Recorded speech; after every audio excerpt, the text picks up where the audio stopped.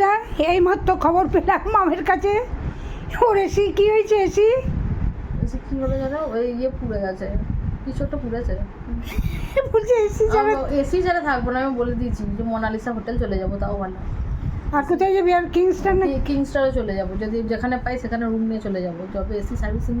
ওদের রুমেও সে এসি খারাপ, আমাদের রুমে এসি চলছে, আমাদের রুমেও চলে এসছে, আর উঠছে না। বলছে আমি এই রুমটা নিয়ে নেবো। আমি আমি আমি জল খেয়ে পার করে দেবো, কিন্তু এসি ছাড়া আমি থাকতে পারবো না।